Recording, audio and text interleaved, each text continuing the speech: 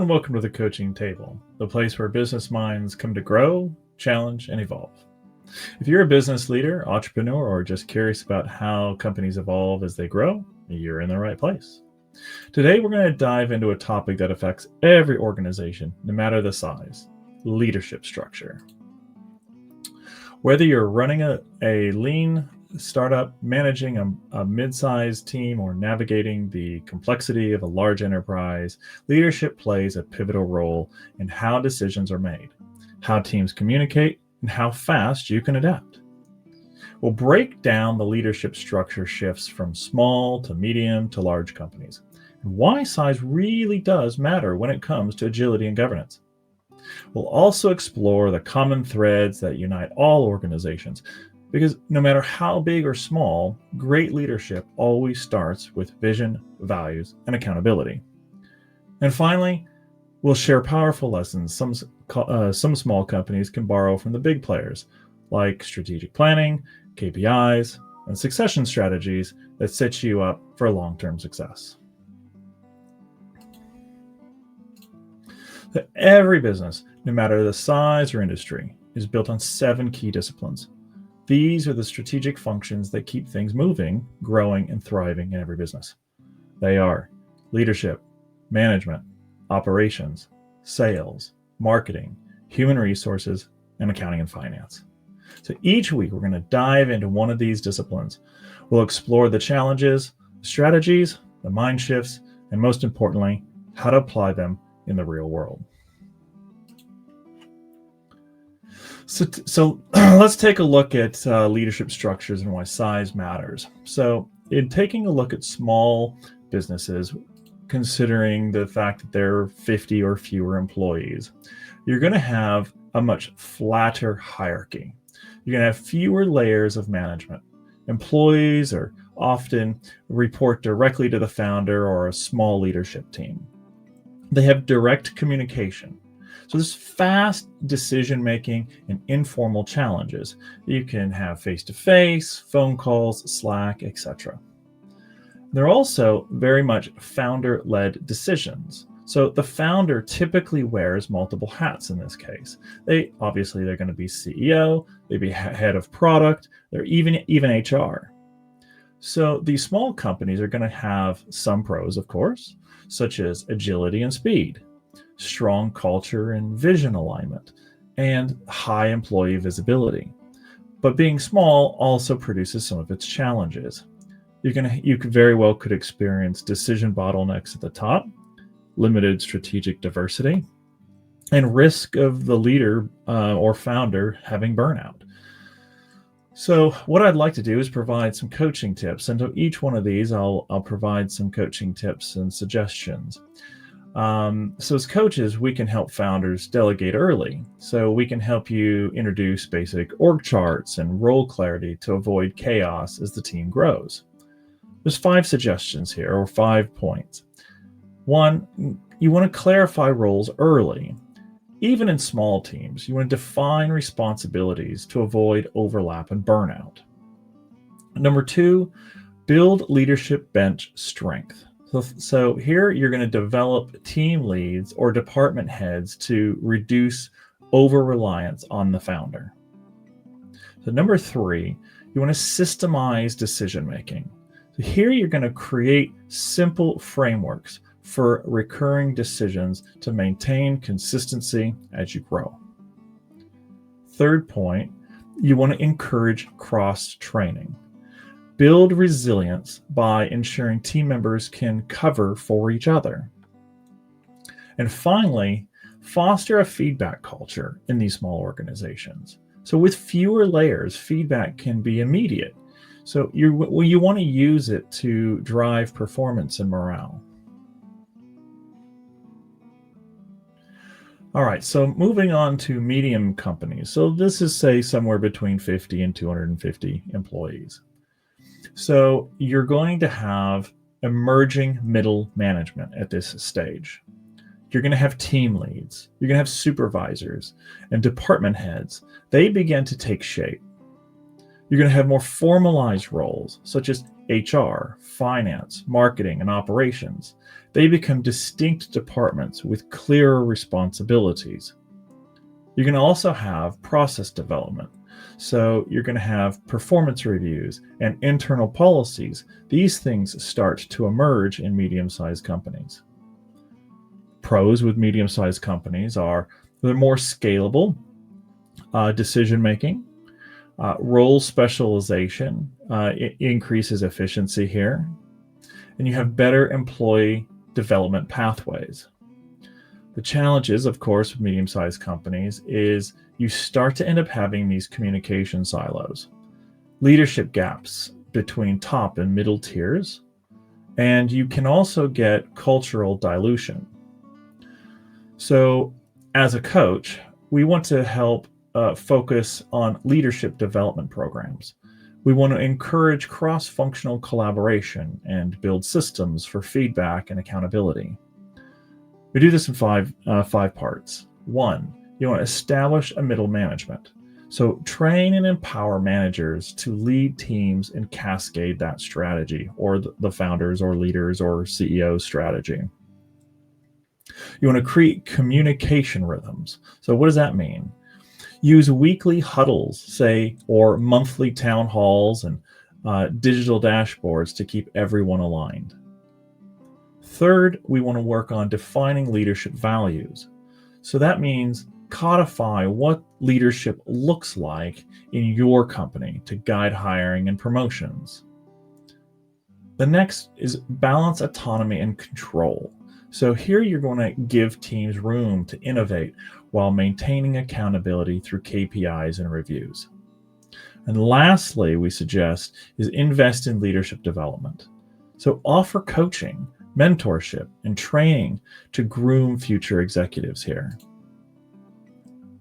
Lastly, let's talk about large companies.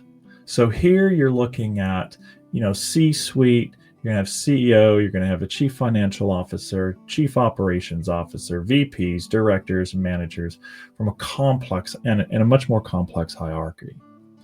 You're going to have specialized functions. So you very well could have legal, compliance, risk management, and investor relations all often become become essential to these size businesses.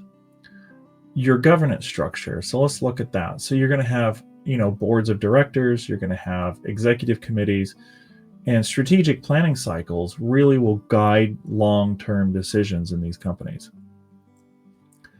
The pros for large companies, of course, are strategic depth and risk management, global scalability, strong brand and market influence, but they also come with their challenges as well.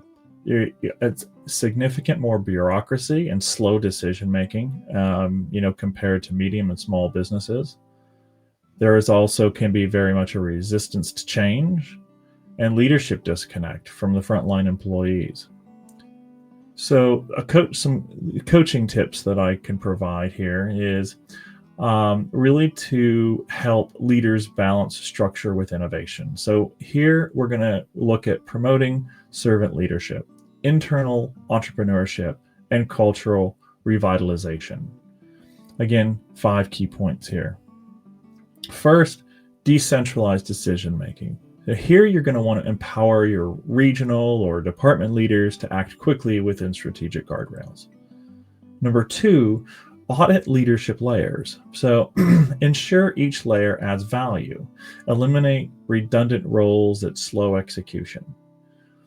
Third, champion culture at scale. So use storytelling, say rituals or recognition programs to keep values alive across locations. Fourth, measure leadership impact. So here what you're going to do is use engagement surveys, 360 reviews, and performance metrics to evaluate leaders. And lastly, encourage intrapreneurship. So create innovation labs or internal incubators to keep the company agile and future focused. So no matter the size of your company, whether you're leading a team of 5 or 500, your people need to know where you're headed and who's responsible for getting you there. So vision here gives direction and accountability gives traction. Without both, even the best strategy is going to stall. 3 key points I want to make here.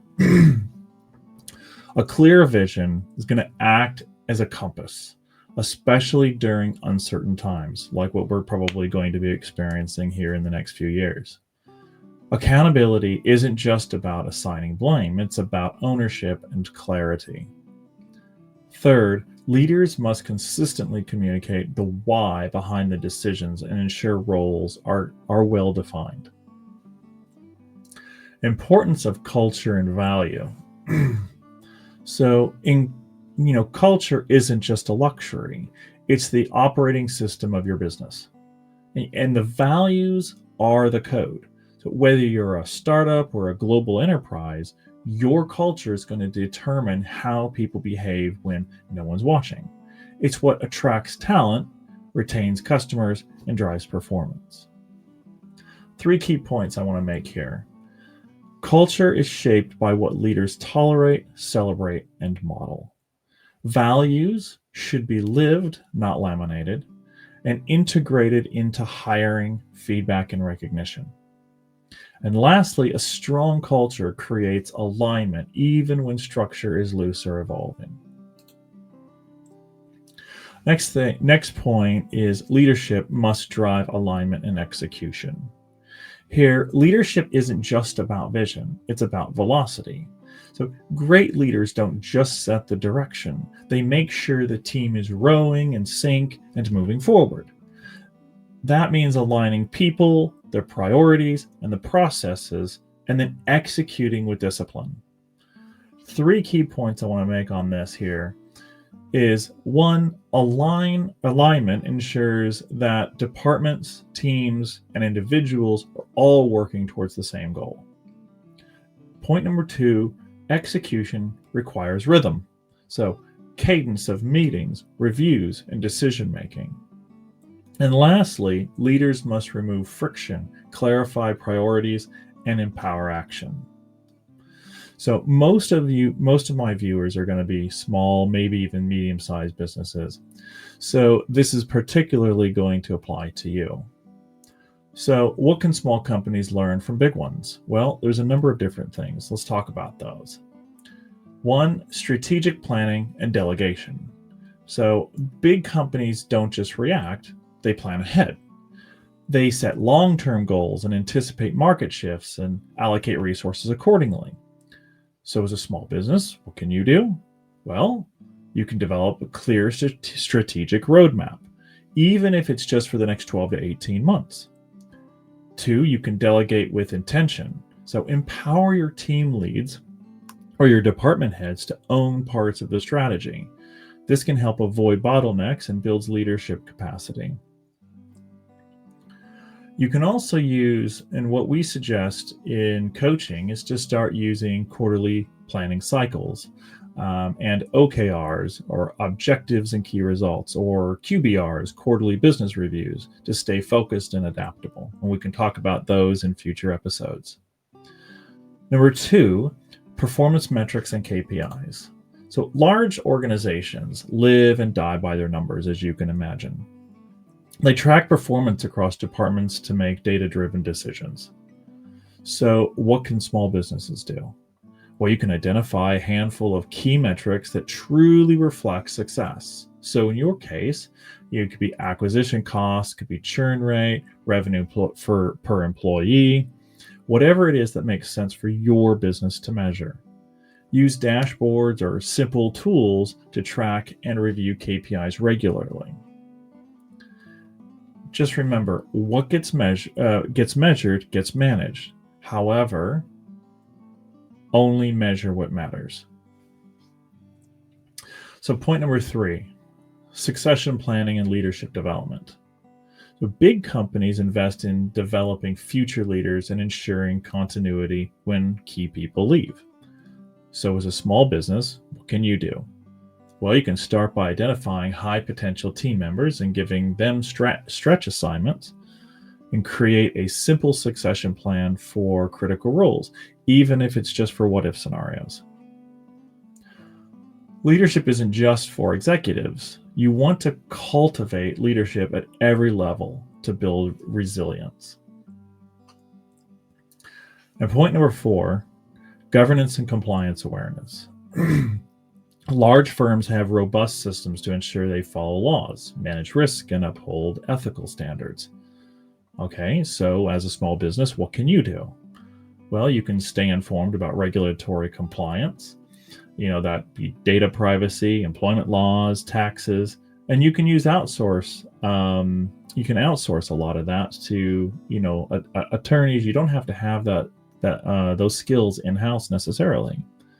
You want to establish basic governance practices, board meetings, financial oversight, and document policies.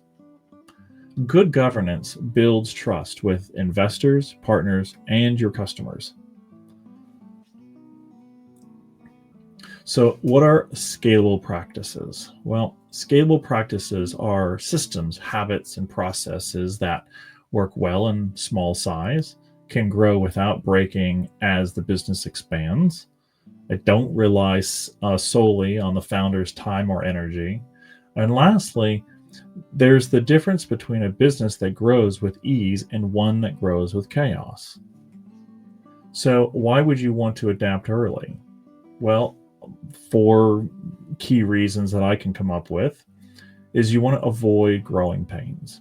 So many times do I see small businesses struggle to go from a post startup to a medium size business, and they really can struggle. So avoiding growing pains or reducing them is going to be key here. So what can you do about that? Well, businesses that scale without scalable foundations often hit bottlenecks, overwhelm teams, and they have inconsistent service and burnout of employee and staff. So early adoption means you won't have to rebuild everything later. You'll grow on solid ground. Number 2 is you want to free up the founder. So many small businesses are overly dependent on the founder or the owner of the business. Scalable practices like delegation, automation, and documentation allow the founder to focus on strategy and not survival. Number 3, attract better talent and partners. So investors, collaborators, and top-tier hires look for businesses with systems, not just hustle. Scalable practices signal professionalism and readiness for your growth. And finally, enable consistency and quality. So here, whether you're serving 10 customers or 10,000, scalable systems ensure the experience stays high quality. Here, this builds trust, loyalty, and reputation. Well, if you like what we're doing here, like and subscribe. By the way, my name is Michael, and I'm a business coach. And here on the channel, we discuss everything related to business, whether you're a business owner or a leader. If you find these topics helpful, be sure to like and subscribe and click the bell notification. It really helps the algorithm. This channel is about helping you. So if you have any leadership challenges or have suggestions for topics, let us know in the comments below, and we'll look forward to putting them in the schedule. If you'd like to find out more about business coaching and how it can help you in your business, head on over to our website, thecoachingtable.online. Send us a message and we'll get in touch with you. Until next time, remember, you are your most important investment. See you next time.